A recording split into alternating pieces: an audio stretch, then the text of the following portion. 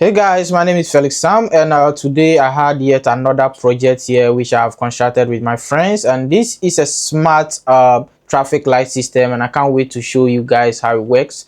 So this is my friend. His name is Prince what? Wedgie. Oh, okay.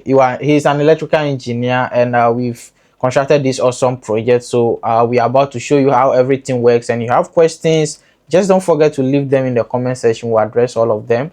So I know you guys are waiting to get to know how this thing works, so let's get into it. So first of all, a little bit of demo and a little bit of b-roll picture. So this is how the whole thing looks like. You can see it.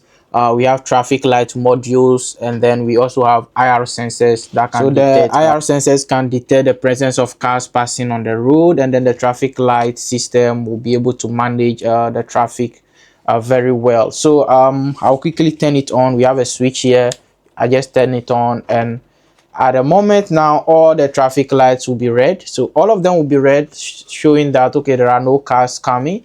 But in case a car is coming from, let's say, this side, then one of them have to turn to green, which shows that the car can pass. So let me just give you a detailed look about how everything works. So let's just get into it. Alrighty guys, so the working principle is quite very simple, and if a car is approaching a traffic light, the sensor detects okay, a car is approaching, and that traffic light just turns green, which signals that okay, this car can pass. After the car passed, it will get back to red, and it works like this for all the traffic lights. So always the traffic light facing the car needs to turn green when the sensor detects the presence of a car.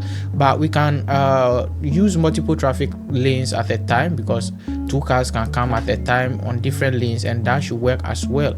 So if let's say two cars are coming, one will turn green and the other one will be yellow, which signals that okay, it's on standby, because already we have another traffic light which is already red, signaling that there is a car crossing.